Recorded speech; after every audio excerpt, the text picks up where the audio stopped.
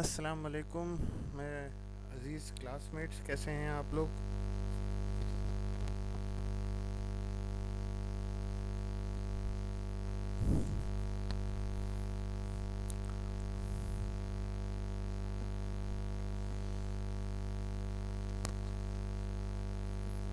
एक तो ये हर आदमी मुझसे ना, हर क्लास में एक आदमी ज़रूर ये पूछता है पबजी।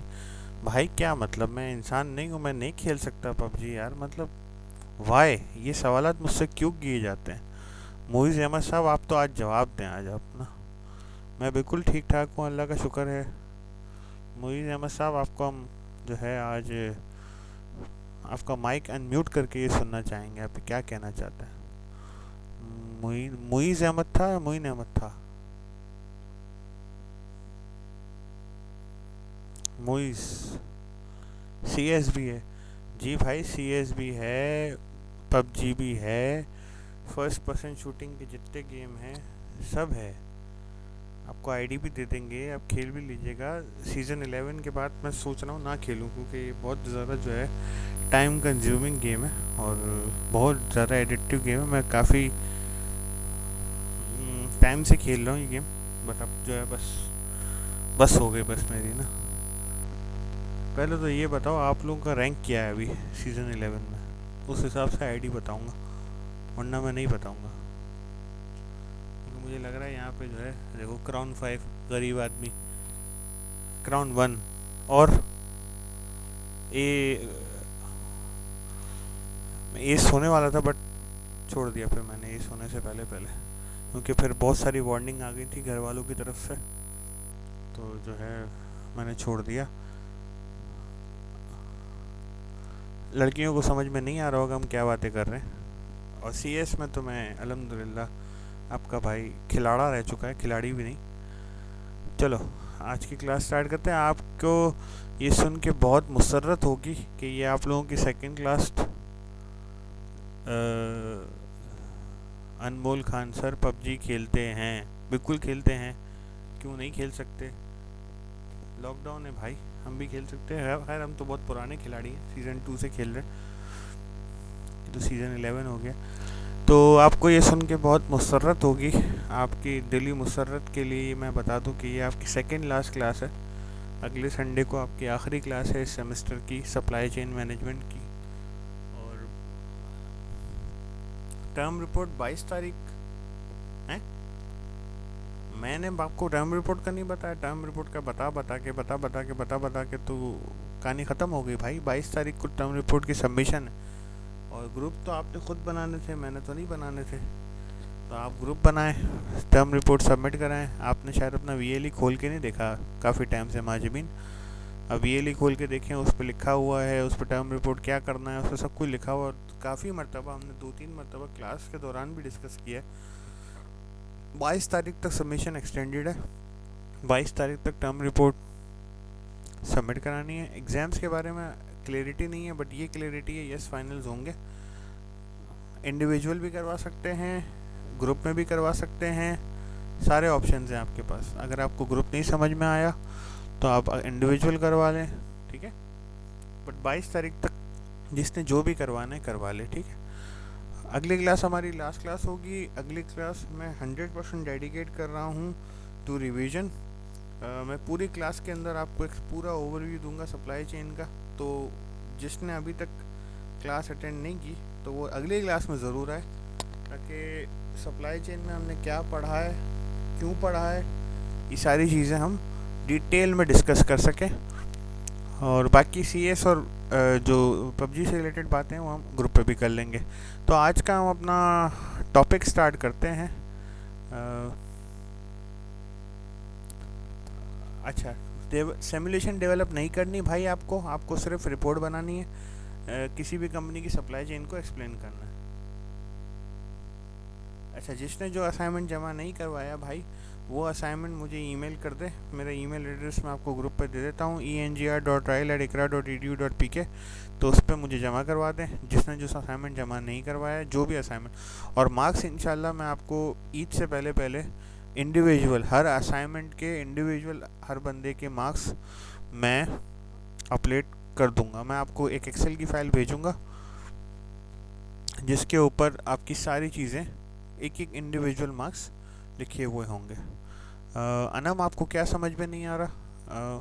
मेरी माइक का और किसी को इशू तो नहीं है आवाज़ का?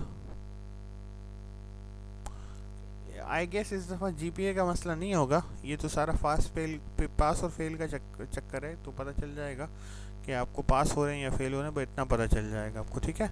तो आज का हम टॉपिक स्टार्ट करते हैं जिसका नाम है मोहम्मद ख़ान और मोइन अहमद। जी मोहम्मद ख़ान साहब, वालेकुम अस्सलाम। जी मोइन अहमद साहब, वालेकुम अस्सलाम। सिमुलेशन नहीं करनी दोस्त, आपको सिर्फ जो है ये काम करता है कि आपने सिर्फ एक सप्लाई चेन पकड़नी है और उसको एक्सप्लेन कर देना है बस। स्किप कर दे, नो नो सिमुलेशन रिक्वायर्ड, ठीक है। ओके जी खान साहब।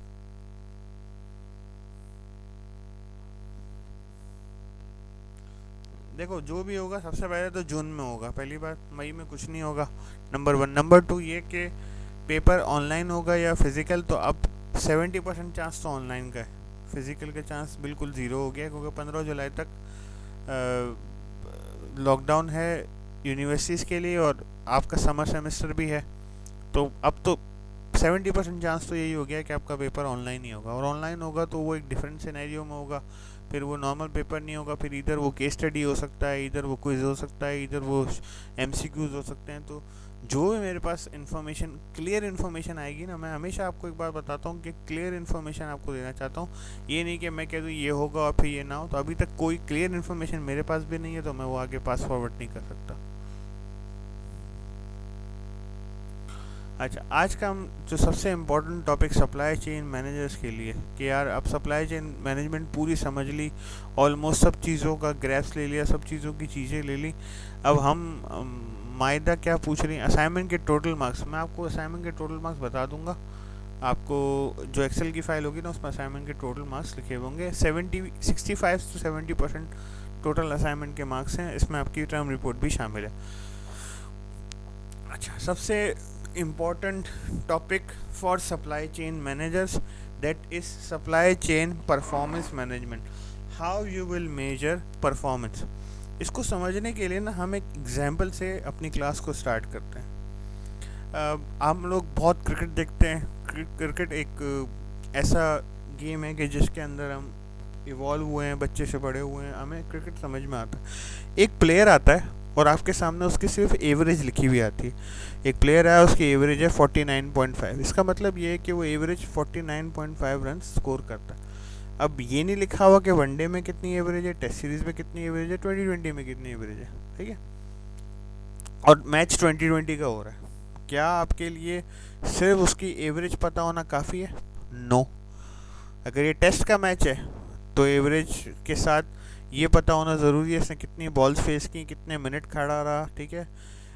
स्कोरिंग शॉट्स कैसे हैं इसके, किस तरफ डाइव करता है, किस तरीके से शॉट खेलता है, कौन से बॉलर के साथ क्या इस। अच्छा, फिर एवरेज बॉलर के साथ डिफर कर रही है, फास्ट बॉलर के साथ अच्छी है, स्पिनर के साथ वीक है, स्पिनर के साथ अच्छी है, फास्ट बॉलर के साथ वीक है। फिर अगर 2020 की बात करें तो एवरेज से ज़्यादा इंपॉर्टेंट स्ट्राइक रेट होती है, ठीक है। तो मैट्रिक्स, क्या सिंगल मैट्रिक्स होना काफ़ी है? नो। क्या उस मैट्रिक्स का अपने सराउंडिंग से डिस्कनेक्टेड होना सही है? नो। अब हमारे यहाँ पे इस क्लास में बहुत सारे डॉक्टर हैं, ठीक है। अब और डॉक्टर को तो इस बात में मज़ा भी बहुत आता है कि आप गए और आपने बता दिया कि मुझे ये बीमारी है और मेरा ब्लड प्रेशर ये है। क्या डॉक्टर आपकी दवाई लिख देगा? नेवर। वो आपको कहेगा फुला फुला फुला फुला टेस्ट करवा के आए, ठीक है। और उस टेस्ट के अंदर भी मुख्तलिफ KPIs, की परफॉर्मेंस इंडिकेटर्स होंगे जो टेस्ट हो रहे होंगे। Blood sugar level, blood cholesterol level, red blood cell, white blood cell, फलाना ढिमकाना, हज़ार चीज़ें आपकी जो है वो टेस्ट करेंगे, और उसमें से किसी एक चीज़ से पता चलेगा कि आपको क्या बीमारी है या आपको क्या प्रॉब्लम है, ठीक है। तो सप्लाई चेन भी ना कुछ इसी तरीके से इवॉल्व होती है। अच्छा, अब उसी एवरेज वाली बात, एक स्टार है, एक प्लेयर है जिसकी एवरेज आई 49.5 और एक प्लेयर है जिसकी एवरेज आई 23.5, ठीक है। आप फ़ौरन देखते हो, बोलोगे यार 49 वाला प्लेयर अच्छा है।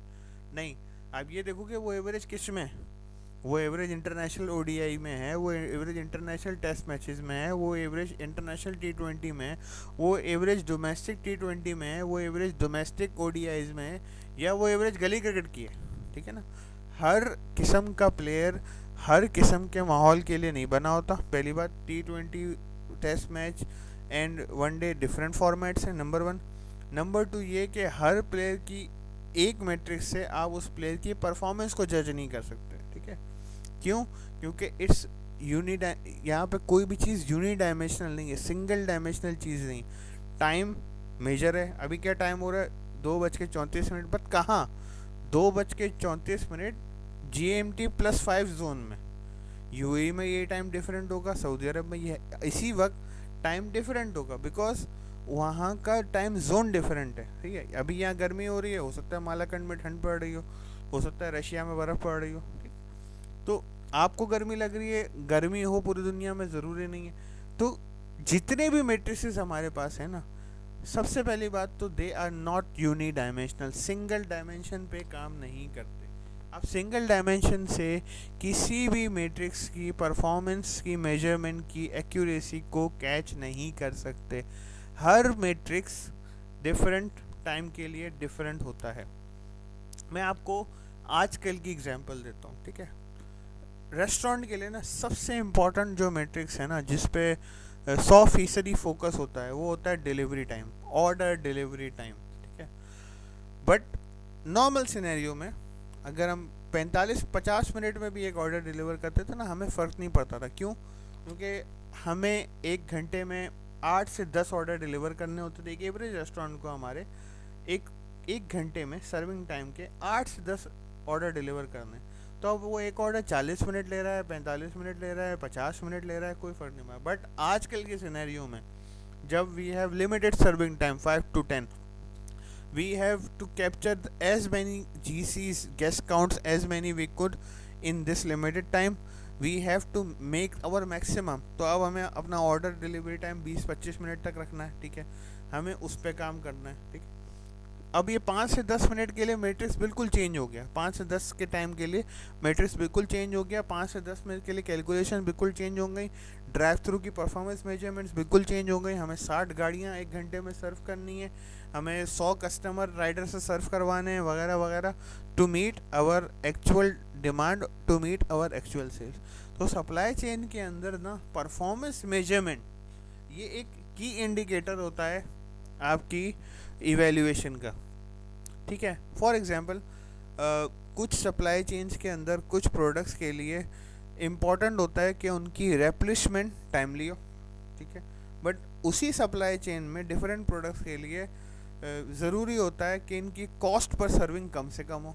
ठीक है, कुछ सप्लाई चेन में कुछ प्रोडक्ट्स के लिए इम्पॉर्टेंट होता है कि इनका GP margin, gross profit margin बहुत हाई रहे। कुछ सप्लाई चेन कुछ प्रोडक्ट्स के लिए होता है कि सिर्फ इनकी इम्पोर्ट्स कॉस्ट मिनिमम पे हो।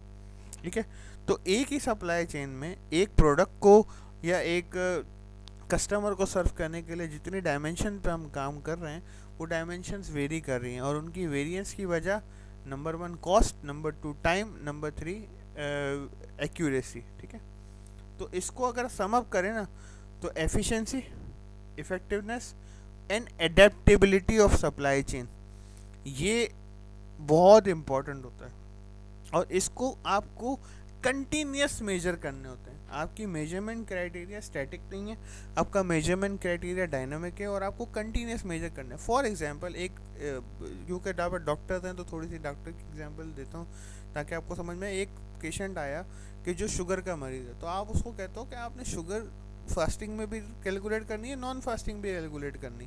फिर आपने शुगर दिन की कितनी दफ़ा चेक कर रहे हो, आपको हफ्ते में चेक करनी है, दिन में चेक करनी है, महीने में चेक करनी है, ये आपकी बीमारी पे, आपके डिजीज़ पे डिपेंड करता है। ठीक है ना, इसी तरह सप्लाई चेन के अंदर भी परफॉर्मेंस मैट्रिसेस वक्त के साथ साथ इवॉल्व हो रहे हैं। ठीक है, अब इंटर कंपनी नहीं, इंट्रा कंपनी की बात हो रही है। ठीक है, क्यों? बिकॉज हमने बार बार ये बात डिस्कस की कि हम बहुत सारे लॉजिस्टिक्स रिलेशनशिप्स में हैं, और उन रिलेशनशिप्स को कंटिन्यू इवॉल्व करना, कंटिन्यू उनके साथ काम करना एक सप्लाई चेन मैनेजर के लिए बहुत ज़रूरी है।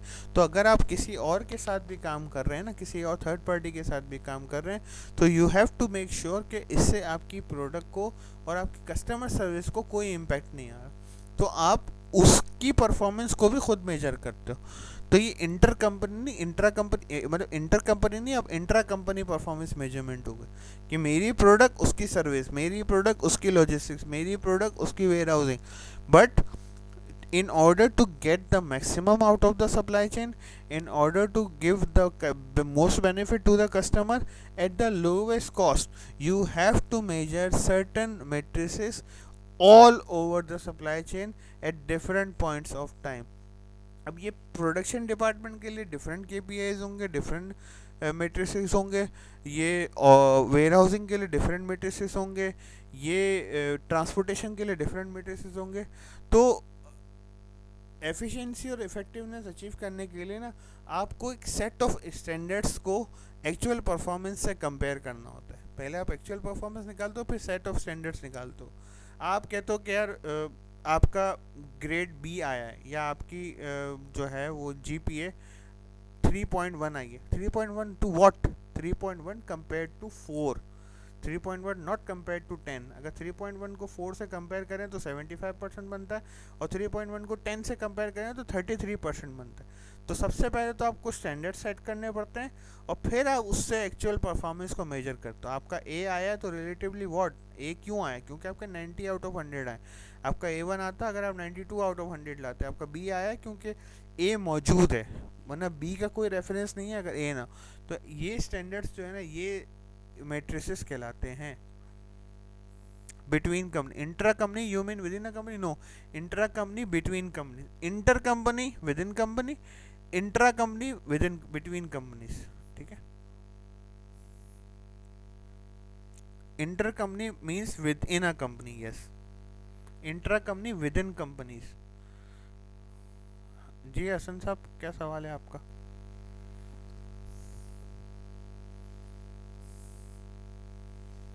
आपको अनम्यूट करने की हमने की है कोशिश, लेकिन शायद हो नहीं रहा। तो आपके मैट्रिसेस के अंदर आप सबसे पहले तो ये कहें कि आपने जो परफॉर्मेंस मेजर करनी है वो इनअप्रोप्रिएट है या अप्रोप्रिएट है, whatever goal you are chasing. सही है, आपका जो भी गोल है सप्लाई चेन का, आप मैट्रिक्स उसके उल्टा तो नहीं कैलकुलेट कर रहे हैं। आपका गोल है कि आपने ज़्यादा से ज़्यादा कस्टमर सर्व करने, और आप कैलकुलेट कर रहे हैं कि यार मैंने कितने बंद ज़ाया किए। ठीक है ना? तो यस, इन सिलेक्ट टाइम जब आपके पास ऑर्डर्स नहीं है तो आपको ये कैलकुलेट करना है कि मैं बंस कम से कम ज़ाया करूँ। व्हेन टॉकिंग अबाउट मैकडॉनल्ड्स, ठीक है, when talking about KFC, when talking about any retail fast food chain. और जब आपका पीक टाइम है तो आप बंस की फिक्र ना करें, आप ये कोशिश करें कि आप ज़्यादा से ज़्यादा कस्टमर्स को सर्व करें। ठीक है ना? तो आपने ये देखना होता है कि आपका मैट्रिक्स आपकी डायरेक्शन के साथ इनकॉर्पोरेटेड है या नहीं। जो डायरेक्शन आपको जिस वक्त के लिए, क्योंकि मैट्रिक्स भी टाइम टू टाइम और एक ही दिन में कई मरतबा चेंज होते हैं। कभी आपको रिप्लेसमेंट टाइम इंपॉर्टेंट होता है, कहीं कॉस्ट पर ऑर्डर इंपॉर्टेंट होती है, कहीं कॉस्ट पर सर्विंग इंपॉर्टेंट होती है, कहीं logistics cost per order important होती है। तो आपने ये देखना है कि मैं जो गोल मैंने बनाया ना उसको चेस करने के लिए कौन सा मैट्रिक्स रख रहा हूँ। ठीक है, अब सपोज जो क्लास आप लोगों की अभी 1 घंटे में होती है, नॉर्मली यही कंटेंट 3 घंटे में डिलीवर होता है। बट अब 1 घंटे में डिलीवर करने के लिए मुझे क्या करना है? मुझे कोशिश करनी है कि मैं मैक्सिमम चीज़ें समझा सकूं। थोड़ा मुझे अपनी डिलीवरी फास्ट करनी पड़ती है, और उस फास्ट डिलीवरी को कोप अप करने के लिए आई गिव यू रिकॉर्डिंग्स, कि अगर किसी को कोई चीज़ समझ में नहीं आई है तो वो रिकॉर्डिंग को देख के समझे। ठीक है, but in real time scenario मैं एक स्लाइड पे 5-5, 10-10 मिनट लगा सकता हूँ। मैं लोगों के क्वेश्चंस टेकअप कर सकता हूँ, हर सवाल को जवाब दे, because for the same particular content I have 3 hours, and for the same particular content right now I have only 1 hour. ठीक है, तो अब मैट्रिक्स बिल्कुल डिफरेंट हो गया, बिहेवियर डिफरेंट हो गया, बट गोल सेम है कि आपको एजुकेशन, आपको लर्निंग प्रोवाइड करनी है। तो ये जो सप्लाई चेन ये सर्विस कॉस्ट की जो मेजरमेंट है ना, ये वक्त के साथ साथ इवॉल्व हुई, because all started with production cost, ठीक है ना। पहले आपकी सबसे ज़्यादा जो इम्पोर्टेंट चीज़ थी वो प्रोडक्शन कॉस्ट थी। जब मैन्युफैक्चरिंग स्टार्ट हुई थी अपने ज़माने में, तो सबसे इम्पोर्टेंट चीज़ थी कि अपनी प्रोडक्शन कॉस्ट को मिनिमम रखो, मैक्सिमम कस्टमर्स को सर्व करने। फिर उसके बाद प्रोडक्शन कॉस्ट से मैन्युफैक्चरिंग का नाम आया, प्रोडक्शन से मैन्युफैक्चरिंग का नाम क्यों गया?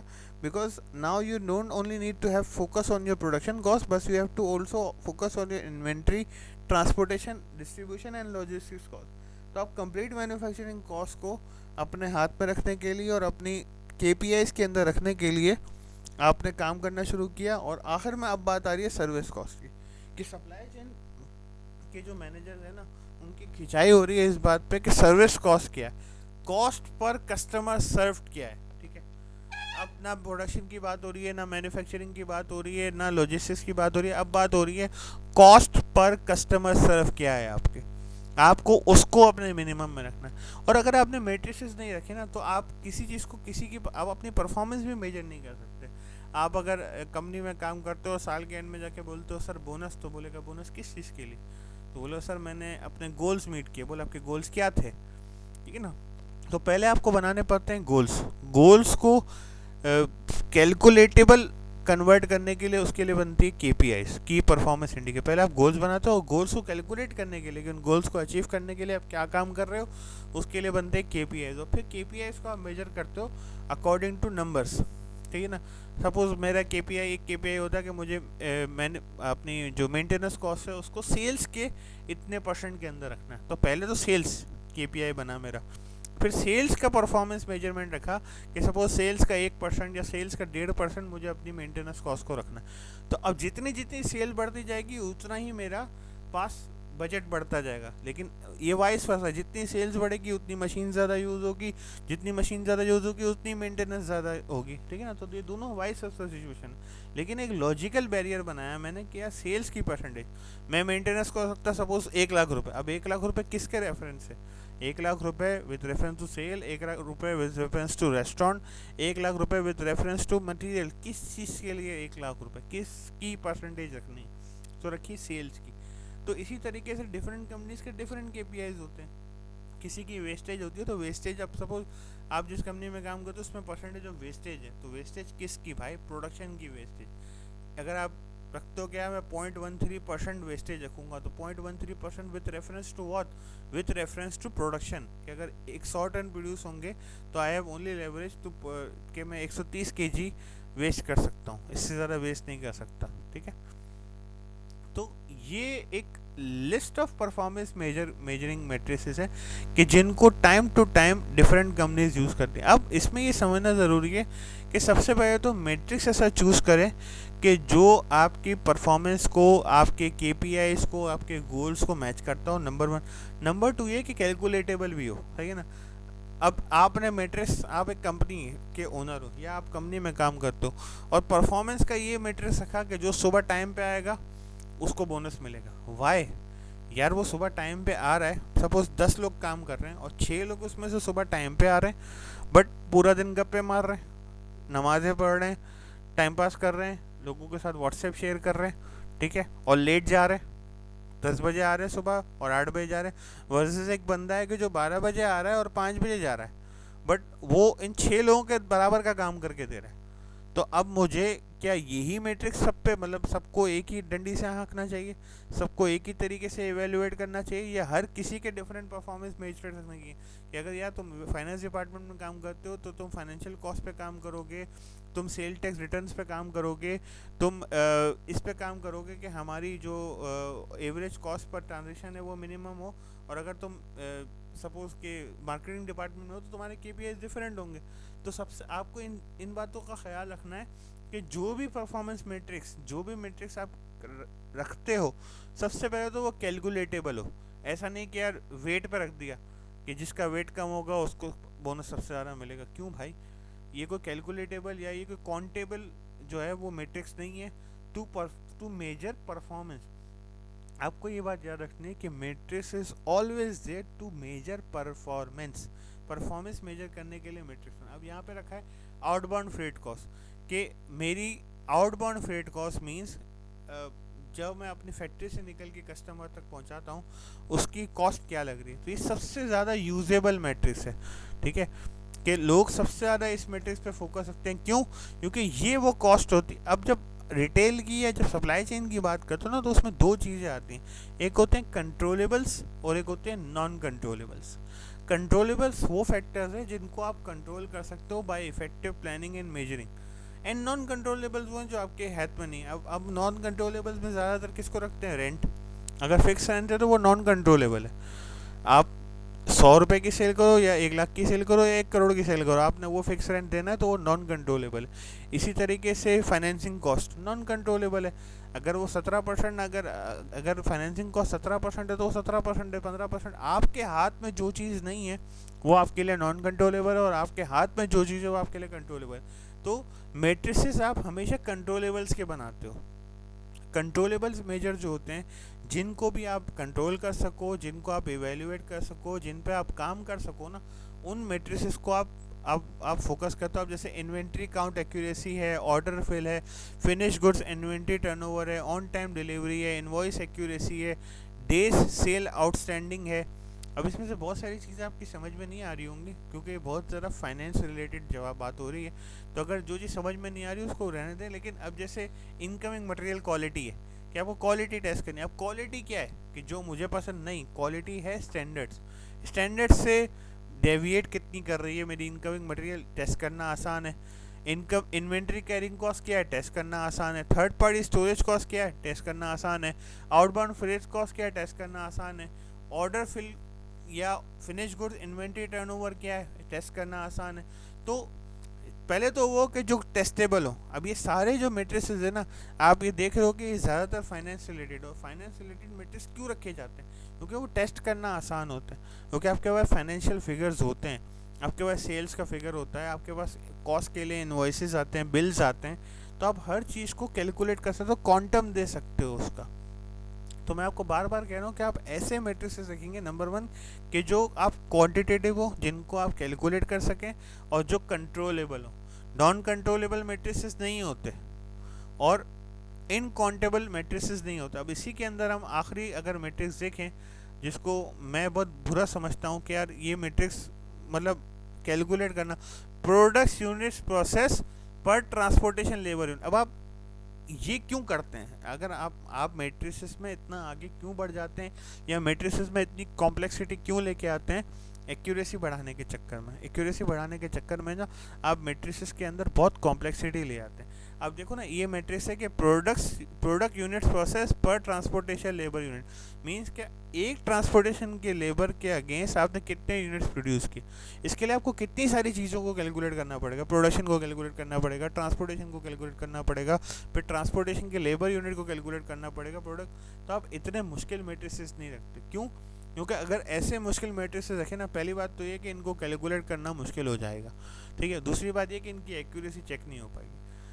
एज सप्लाई चेन मैनेजर आपको ये गिमिक समझना ज़रूरी है कि आपके इंटर डिपार्टमेंटल के जो लोग होंगे, आपके डिपार्टमेंट के जो लोग होंगे ना, वो ऐसे मुश्किल मैट्रिसेस रखेंगे। क्यों?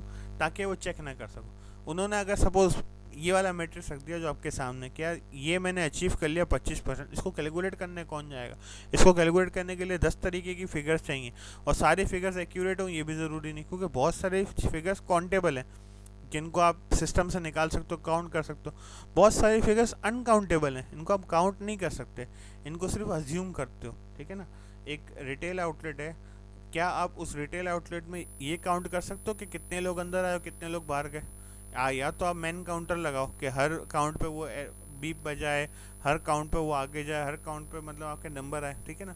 आप सपोज आप कहो कि मैं एक रिटेल आउटलेट का मैनेजर हूँ और मेरी वजह से आज 1000 लोग एक्स्ट्रा आए, तो एक्स्ट्रा किसके अगेंस्ट? पिछले हफ्ते के अगेंस्ट, पिछले महीने के अगेंस्ट, पिछले साल के अगेंस्ट, या पिछले दिन के अगेंस्ट, ठीक है ना। तो ये काउंट करना नियरली इम्पॉसिबल है, ठीक है। मैं मैनेजर आया, मेरी वजह से 1000 लोग एक्स्ट्रा है, नहीं, आप मैनेजर है, आपने सेल्स में कितना इनपुट दिया, आपकी वजह से सेल्स कितनी बूस्ट हुई, ये काउंटेबल है। तो आपको ये बात समझना ज़रूरी है कि सप्लाई चेन मैनेजर आपके इंटर डिपार्टमेंट के लोग ना ऐसे मुश्किल मैट्रिसेस बनाएंगे या बने हुए होंगे कि जो नॉर्मली आप कैलकुलेट नहीं कर सकते, नॉर्मली आप काउंट नहीं कर सकते। और इसकी वजह सिर्फ और सिर्फ ये होती है कि ताकि वो अपनी परफॉर्मेंस की डिग्रेशन, अपनी परफॉर्मेंस ख़राब होना छुपा सकें। ठीक है, तो इस सब चीज़ों के लिए आखिरी बात यह है कि एक गुड मैट्रिक्स की क्या क्या खासियत है कि क्वांटिटेटिव होना चाहिए, अंडरस्टैंडेबल होना चाहिए, इनकरेज अप्रोप्रिएट बिहेवियर। मैंने आपको बताया कि अप्रोप्रिएट बिहेवियर को इनकरेज करें, ठीक है ना, गेम प्लेइंग ना हो, प्लेम गेम्स ना बनाओ, प्रोडक्टिव बिहेवियर इनकरेज करें, टाइम पे आना टाइम पे जाना कोई परफॉर्मेंस मेजर नहीं है।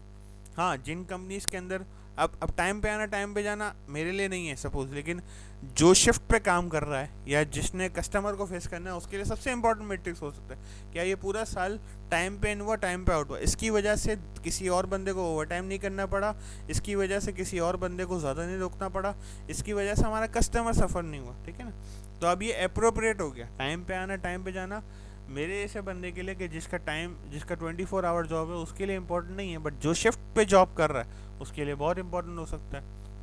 म्यूचुअली अंडरस्टूड हो, विजिबल हो, मल्टी डायमेंशनल हो, इकोनॉमीज ऑफ एफर्ट हो और फैसिलिटी ट्रस्ट हो।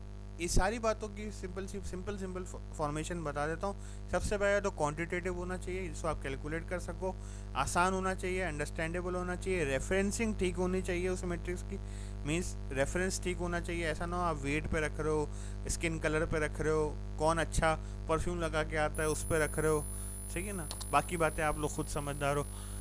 ठीक है, और विजिबल होना चाहिए जिसको आप कोई भी कैलकुलेट कर सके, मतलब आपका सीईओ भी कैलकुलेट कर सके, सीएफओ भी कैलकुलेट कर सके और आपका वेयर हाउस मैनेजर भी कैलकुलेट कर सके, क्योंकि आप रेफरेंस आसान रखो ना। अगर आपने सेल्स रख दिया तो कोई भी बंदा 1 मिनट में कैलकुलेटर निकालेगा, फाइनेंशियल रिजल्ट देखेगा और चेक कर लेगा। ठीक है, अच्छा अब हम ये सारी बातें जो हैं आपको मैट्रिक्स से रिलेटेड थी। अब हम बात करते हैं स्कोर मॉडल की। सप्लाई चेन मैनेजमेंट है क्या? तो अगर एक एफिशिएंट सप्लाई चेन मैनेजमेंट है ना, तो वो स्कोर मॉडल पे काम कर रही है। स्कोर मॉडल का फुल फॉर्म है supply chain operations reference model. ठीक है, अब supply chain operations reference model in holistic term क्या कहता है? इन होलिस्टिक टर्म ये एक बहुत आसान सी बात कहता है जिसको हमने कई मरतबा डिस्कस किया है, वो है टू प्लान। अब प्लानिंग किस चीज़ की? सप्लाई चेन मैनेजमेंट हमने बार बार एक बात पढ़ी, supply chain management consist of all parties involve in fulfilling a customers request. ठीक है, बार बार हम यही बात कर रहे हैं, all parties involve in fulfilling a customers request. तो स्कोर मॉडल क्या कहता है? स्कोर मॉडल कहता है प्लान करो, ठीक है, planning of sourcing, making, delivery and return. ठीक है, पूरी सप्लाई चेन को इन्होंने 4 बातों पे एंड कर दिया कि आप सोर्स क्या करोगे, आप मैन्युफैक्चर क्या करोगे, आप डिलीवर क्या करोगे, रिटर्न्स कैसे करोगे। पूरी सप्लाई चेन का क्रस्ट ये स्कोर मॉडल है। और स्कोर मॉडल कहता है कि you plan for what ever you source. अब सोर्स में क्या क्या आ गई? सारे सप्लायर सेलेक्ट करना, सप्लायर की इवेल्युएशन करना, बेस्ट सप्लायर बेस्ट केस में सेलेक्ट करना, third party logistics, second party logistics वगैरह वगैरह, जितनी भी चीज़ें हमने सप्लायर से रिलेटेड डिस्कस किए ना वो सारी की सारी आ गई सोर्स में, कि how to source, when to source, what to source. अब एक प्रोडक्ट बना रहे हो, उस प्रोडक्ट में डिफरेंट कंपोनेंट्स लग रहे हैं। अब एक कंपोनेंट का लीड टाइम है 5 हफ्ते, एक कंपोनेंट का लीड टाइम है 5 घंटे, तो क्या दोनों को सेम तरीके से सोर्स करोगे? नो। जिसका लीड टाइम 5 हफ्ते है उसके लिए आपको इफेक्टिव फोरकास्टिंग चाहिए, इफेक्टिव मॉडलिंग चाहिए, राइट सोर्सिंग चाहिए, राइट टाइम चाहिए, राइट प्रोडक्ट चाहिए, राइट प्लेस चाहिए, राइट कॉस्ट चाहिए। और जिसका लीड टाइम सिर्फ 5 घंटे, उसके लिए कोई भी आपको कैलकुलेशन करने की ज़रूरत नहीं है। आप जब चाहें वो प्रोडक्ट आपके लिए अवेलेबल हो सकती है। ठीक है ना। फिर आप कहते हैं व्हाट टू मेक। अब व्हाट टू मेक डिपेंड किस पे करता है? डिपेंड करता है आपके कस्टमर की डिमांड पे, आपके कस्टमर की फोरकास्ट पे। How well you forecast, how well you understand your customer, how well you understand your market. ठीक है, फोरकास्टिंग। अब इसमें क्या बात आ गई? इसमें सारी चीज़ें आ गई, bullwhip effect, forecasting, short term planning, long term planning, effective planning, सारी चीज़ें भी जो हमने डिस्कस की। ठीक ठीक है ना। सप्लाई चेन के अंदर वो सारी चीज़ें आ गई व्हाट टू मेक, ठीक है ना। व्हाट टू मेक में ये बात नहीं हो रही कि क्या चीज़ बनानी है, ठीक है, कितना बनाना है उसकी बात हो रही है, ठीक है।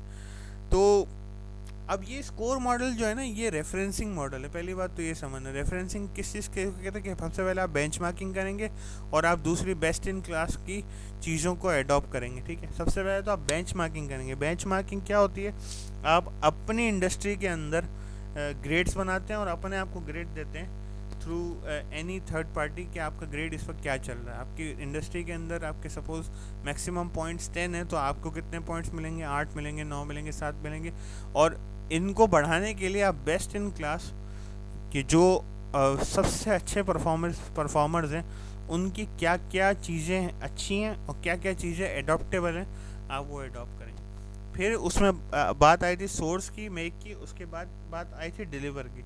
अब डिलीवरी के अंदर थर्ड पार्टी लॉजिस्टिक्स, डिलीवरी के अंदर लॉजिस्टिक्स परफॉर्मेंस मैट्रिक्स, सारी चीज़ें आ गई कि आप कैसे डिलीवर करेंगे। अच्छा, आप लोगों को बहुत लिमिटेड सा कोर्स पढ़ाया है, ऑब्वियस सी बात है कि 1 घंटे के अंदर बहुत सारी चीज़ें नहीं पढ़ाई जा सकती, लेकिन लॉजिस्टिक्स वालों को बड़ी डिटेल में पढ़ाया कि ट्रांसपोर्टेशन मॉडल क्या होते हैं, लॉजिस्टिक्स मॉडल क्या होता है। तो अब आपको ये, इसकी मैं आपको सिर्फ एक छोटी सी एग्जांपल दूंगा ना, तो आपकी समझ में आ जाएगी। अब आजकल की जो सिस्टम है पोस्ट कोविड-19 के लोगों के पास होम मेड चीज़ें हैं, घरों की चीज़ें, और वो डिलीवर कर रहे हैं। उसके नीचे एक चीज़ लिख देते हैं DC 200 रुपीज़। अब ये बात मेरी समझ में नहीं आती। एक बंदा है कि जिसने 400 रुपये का मटेरियल ख़रीदा है, क्या वो 200 रुपये का DC देगा? वो तो उसके लिए 200 रुपये का DC देना मीन्स 50% ट्रांसपोर्टेशन कॉस्ट, ठीक है। और एक बंदा है जिसने 10,000 की चीज़ें खरीदी, उसके लिए 200 रुपीज़ जस्ट लाइक 0.2%, ठीक है। तो क्या दोनों के लिए सेम होना चाहिए, सेम ट्रांसपोर्टेशन मॉडल यूज़ करोगे? नो। आप 400 रुपये वाले को कहोगे कि भाई आपने मुझसे प्रोडक्ट ऑर्डर कर दी, वेरी गुड, अब मैं आपको आपका प्रोडक्ट मिल्क रन के थ्रू दूंगा, 4 5 6 ऑर्डर जमा होने दो, फिर मैं एक बंदा निकालूंगा कि जो वो सारे ऑर्डर आपको डिलीवर करे, ताकि आपकी डिलीवरी कॉस्ट 50 रुपये रह जाए या 40 रुपये रह जाए, ठीक है ना। वर्सेस ये है कि जिसने 10,000 का ऑर्डर दिया उसके लिए मैं एक अलग से राइडर भी भेज दूँ तो भी कोई मसला नहीं है, 200 रुपये वो राइडर के पे कर सकता है, ठीक है ना। तो ये सारे डिसीजंस लॉजिस्टिक्स परफॉर्मेंस के, कि आपको आपकी लॉजिस्टिक्स कैसे डिज़ाइन करनी है, आपको आपके लॉजिस्टिक्स को कैसे काम करना है। एंड अच्छा, अल्टीमेट गोल क्या है? We have to provide the customer with what they needs when they need at the minimum cost, ठीक है। Supply chain performance is all about delivering the customer the right product at the right time, at the right place, at the right cost, at the right price, ठीक है। price is also very important। और post COVID-19 when the world will return to its normal economy, you will see a change in difference, you will see a change in characteristics of the customers, ठीक है। आपको customers की needs को समझना होगा, sanitisation needs को समझना होगा, डिस्टेंसिंग की नीड्स को समझना होगा। आपको ये समझना होगा कि अब कस्टमर की प्रेफरेंसेस चेंज हो गई हैं। They can bear a higher cost but when they require a higher hygiene, और when they require a higher amount of credibility at you, ठीक है ना। क्रेडिबिलिटी बहुत इंपॉर्टेंट हो जाएगी कि आप कितने क्रेडिबल हो, आप कितने लॉयल हो टू द कस्टमर, आप कितने लॉयल हो टू योर कंपनी। बहुत सारी चीज़ें अब पोस्ट कोविड-19 चेंज हो जाएंगी, ठीक है ना।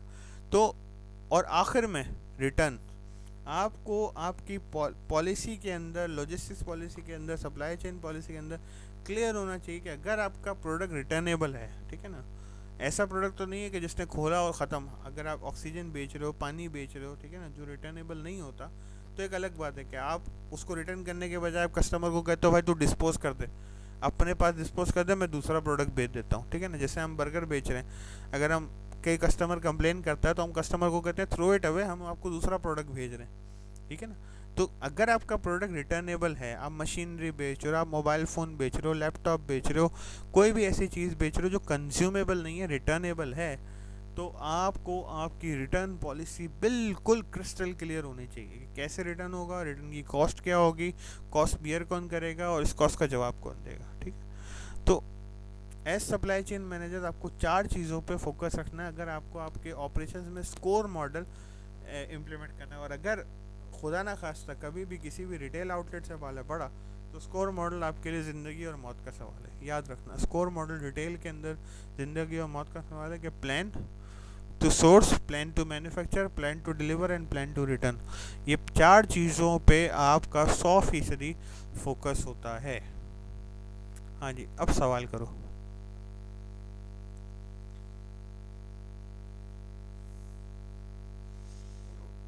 On time delivery will be compromise किस चीज़ में भाई? आप वॉइस पे आके सवाल करो ताकि बाकी लोगों को भी समझ में आए। जी माँ से, जी जी मोइन साहब बताइए। एक पर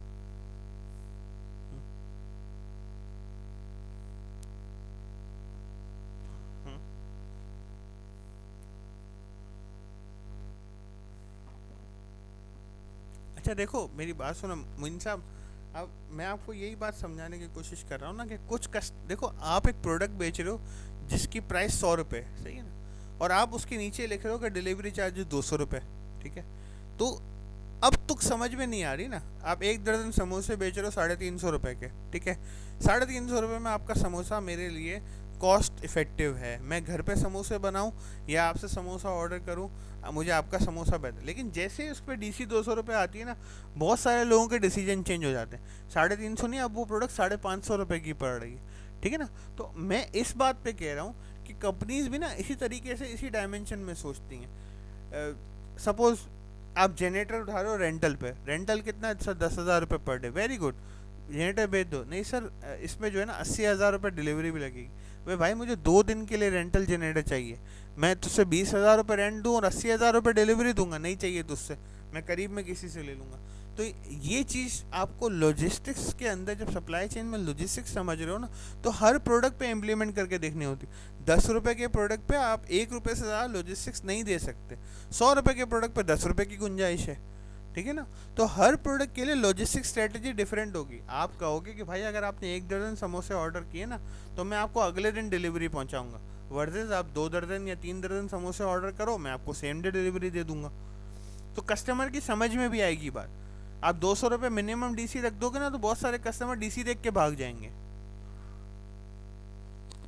जी माँ से, score model supply chain operation reference model, जिसके अंदर आप प्लान करते हो, 4 चीज़ों को। सोर्सिंग को, कि आपका सप्लायर कौन होगा, कैसे होगा, क्या होगा, उसका डिलीवरी लीड टाइम, सप्लायर से रिलेटेड जितनी चीज़ें, मैन्युफैक्चरिंग से रिलेटेड जितनी चीज़ें, फोरकास्टिंग है, ऑन टाइम डिलीवरी है, जस्ट इन टाइम है, जस्ट इन प्लेस है।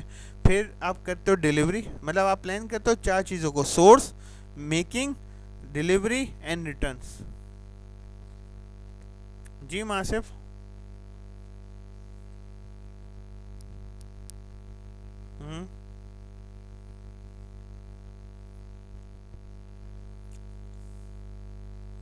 कौन से मैट्रिक्स? मैट्रिसेस, मैट्रिसेस, मैट्रिसेस, हाँ हाँ, यस यस।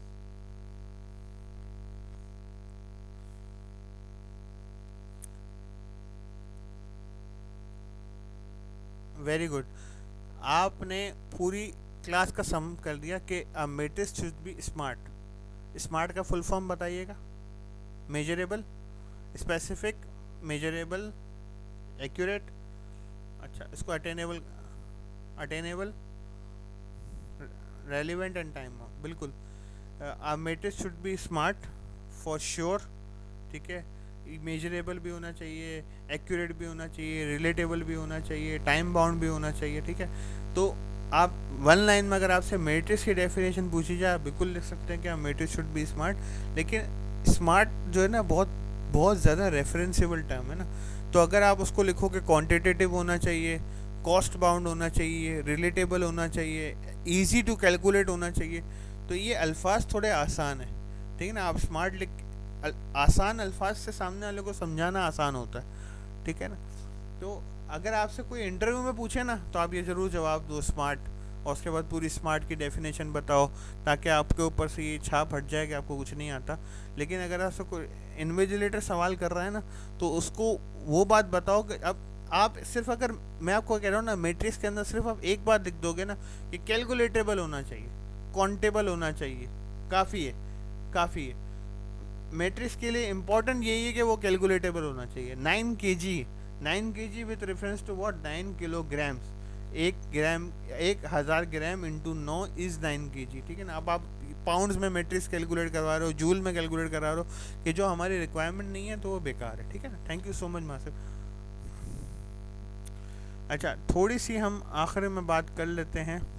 अच्छा, वैसे तो ये बहुत बड़ा टॉपिक है, ईआरपी इंटरप्राइज रिसोर्स प्लानिंग क्या होता है और उसका एससीएम में क्या इम्प्लीमेंट होता है, लेकिन आप लोगों की इस क्लास की लर्निंग के लिए वी विल जस्ट डिस्कस के ईआरपी क्या होता है, ठीक है। ईआरपी मतलब बहुत सारे लोग इससे रूटीन में ताल्लुक़ रखते हैं, रूटीन में डिस्कशन में होता है उनकी ईआरपी, या वो ईआरपी इम्प्लीमेंट कर रहे होंगे या इम्प्लीमेंट कर चुके होंगे। मैंने भी ईआरपी इम्प्लीमेंट किया है। I am a SAP PM module specialist for Pakistan. I have been trained in Germany for this for 6 months or more. But ERP असल में होता क्या है? तो ERP का सबसे पहले तो हम फुल फॉर्म समझते हैं। ERP is enterprise resource planning, ठीक है। ये बेसिकली एक टर्मिनोलॉजी है जो कि यूज़ होती है डिफरेंट इंडिविजुअल एप्लीकेशंस को लिंक करने के लिए। फॉर एग्जांपल, एक ऐसा सिस्टम के जो finance, operations, logistics, sales, supply chain, marketing, new product development, HR, इन सब को एक सिस्टम के अंदर, एक एप्लीकेशन के अंदर बाउंड कर सके, ऐसे सारे सिस्टम्स ERP कहलाते हैं। अच्छा, हम ERP को ना बहुत ज़्यादा SAP से लिंक करते हैं कि ERP is SAP। No, SAP is a form of ERP। ERP के बहुत सारे सिस्टम्स हैं, बहुत सारे मॉड्यूल्स हैं, लेकिन ERP समझाते वक्त ना मैं आपको एक आसान एग्जांपल से समझा दूंगा। हर कंपनी के पास ऑलमोस्ट ERP होता है, हर कंपनी के पास इंटरप्राइज रिसोर्स प्लानिंग के सॉफ्टवेयर होते हैं, हर कंपनी की डिफरेंट मॉड्यूल्स यूज़ कर रही है। लेकिन प्रॉब्लम क्या है? प्रॉब्लम है विजन, ठीक है। आपके पास मर्सिडीज बेंज है, आप उसको लेके हाईवे पे गए बट आपकी लाइट्स ऑफ है, तो अगर आप किसी चीज़ से टकरा गए, किसी चीज़ से हिट हो गए, तो गलती सिर्फ और सिर्फ आपकी है जो ड्राइव कर रहा है, ठीक है। मर्सिडीज बेंज की कोई गलती नहीं है, उन्होंने गाड़ी दी, गाड़ी में लाइटें लगा के दी, लाइटों में बल्ब लगे हुए थे, जलाना आपका काम है, ठीक है ना। इसी तरीके से ERP सिस्टम होना कोई बहुत बड़ी बात नहीं है। बहुत सस्ते सस्ते सॉफ्टवेयर आजकल अवेलेबल हैं कि जो इंटरप्राइज रिसोर्स प्लानिंग सॉफ्टवेयर्स हैं, ठीक है ना, जो कि इंटर मॉड्यूल एप्लीकेशंस भी चला सकते हैं, जो कि एक्सेल फॉर्मेट में। लेकिन गलती क्या है? गलती ये है कि कंपनीज आज भी ना ERP इम्प्लीमेंट करना नहीं जानती, और इम्प्लीमेंट करने में हिंड्रेंसेस क्या है? सबसे पहला और सबसे कॉमनली यूज हिंड्रेंस है वो है lack of use of technology. लोगों को टेक्नोलॉजी का यूज़ नहीं आता, लोग एजेड होते हैं, लोग रिलक्टेंट होते हैं टेक्नोलॉजी पे आते हुए। अच्छा, रिलक्टेंस के अंदर सिर्फ टेक्नोलॉजी का यूज़ ना होना ज़रूरी नहीं है, इसके अंदर ये बात भी ज़रूरी है कि बहुत से लोगों के खाते चल रहे होते हैं, जब वो मैनुअल चला रहे हैं या एक्सेल पे चला रहे हैं, तो बहुत सारी चीज़ें छुपी हुई भी होती हैं, तो जब वो ERP पे आते हैं ना तो वो सारी चीज़ें खुल जाती हैं, ठीक।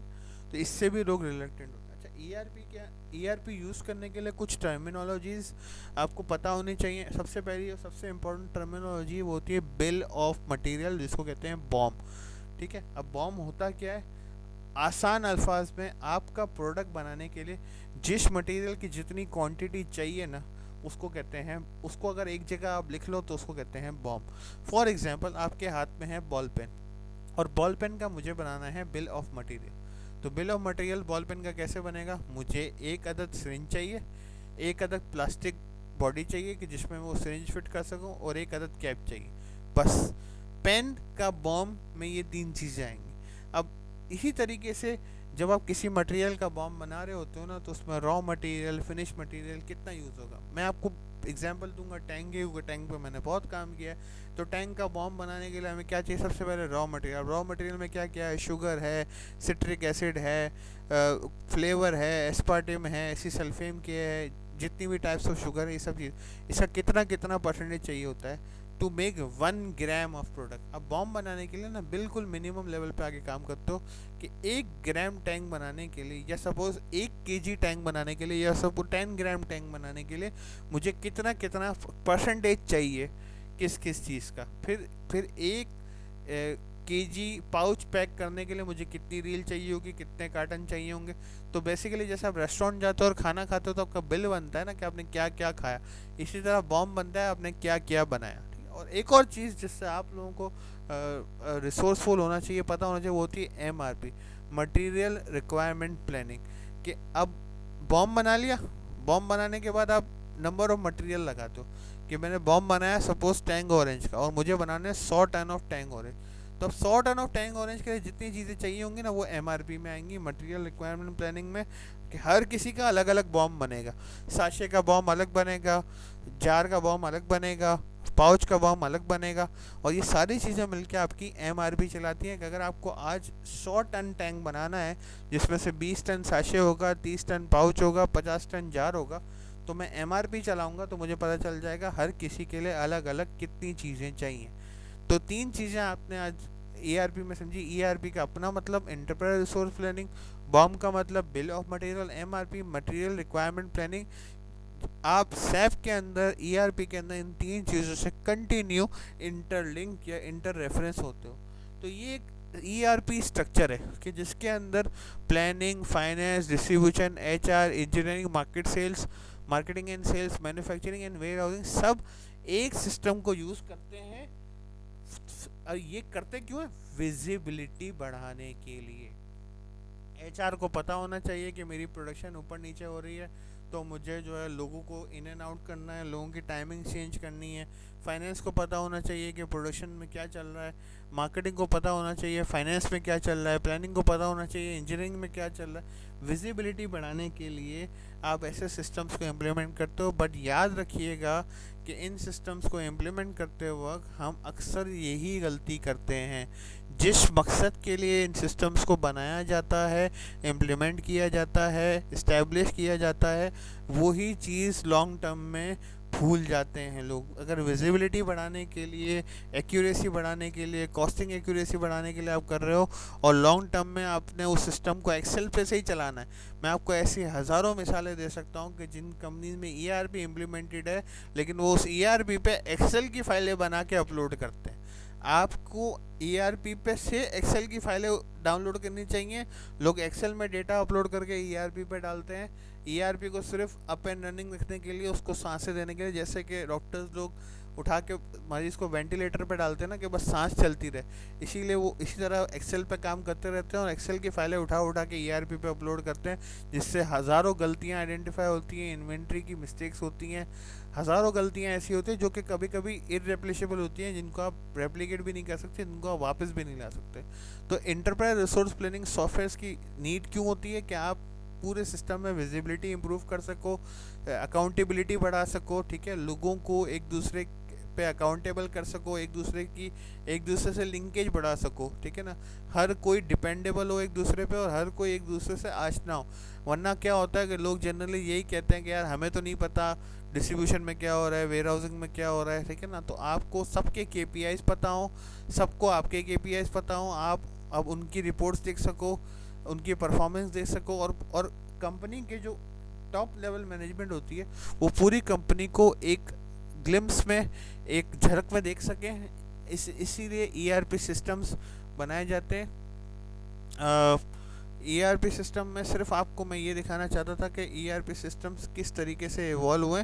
तो ERP सिस्टम्स बेसिकली स्टार्ट हुए थे इलेक्ट्रॉनिक डेटा इंटरचेंज सिस्टम से, जिसको आज भी हम बार कोडिंग कहते हैं। बार कोडिंग से ERP स्टार्ट हुए थे, कि जहाँ से पहली मैनेजमेंट स्टार्ट हुई थी इन्वेंट्री की या सेल्स की, फिर वो MRP1, MRP2, उसके बाद ERP, और अब SCM and CRM systems implement हुए हैं, कि जो बेसिकली लार्ज मैन्युफैक्चरिंग ऑर्गेनाइजेशंस और E-कॉमर्स वेबसाइट में कोई फ़र्क नहीं रहा, दोनों के दोनों अपनी इन्वेंट्री को, डेटाबेस को मैनेज करने के लिए सिमिलर सॉल्यूशंस यूज़ कर रहे हैं। क्वांटम अलग है। अब एंग्रो जो सॉफ्टवेयर यूज़ कर रहा है उसका क्वांटम बहुत बड़ा है, वर्सेस अलीबाबा या वर्सेस दराज, ठीक है ना, या वर्सेस टेलीमार्ट, तो क्वांटम का फ़र्क है। बट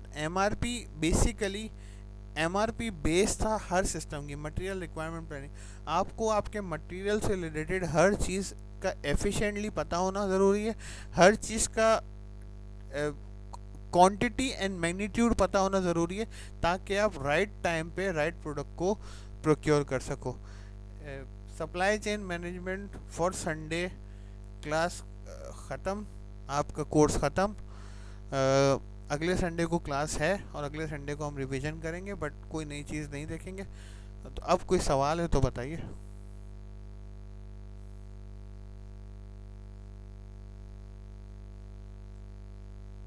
लड़कियां आज भी जो है ना इफ्तारी बनाने चली गई हैं सारी की सारी, यकीनन। हेलो, कोई सवाल है? कोई हैंड रेस करके सवाल करना चाहता है?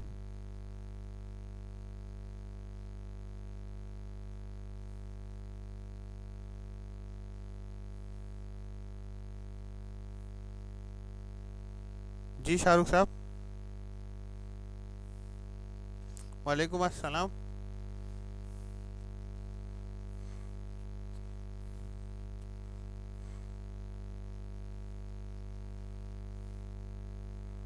हम्म हम्म।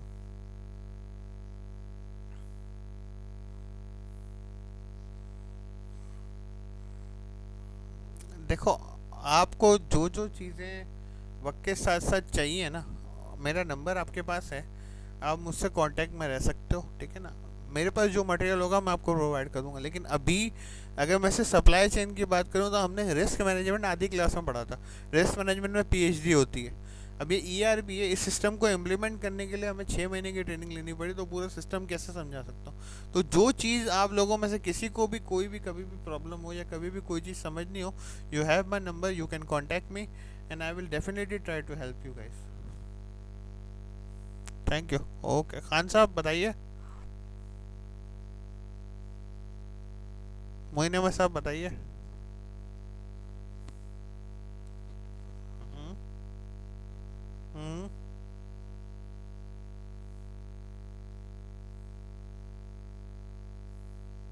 मैं इसकी एक वीडियो लिंक भी दूंगा आपको अभी। ओके ब्रदर्स, इंशाल्लाह अगले संडे को मुलाकात होती है। चलें, टेक केयर, अपना ख्याल रखिएगा। अल्लाह हाफिज़।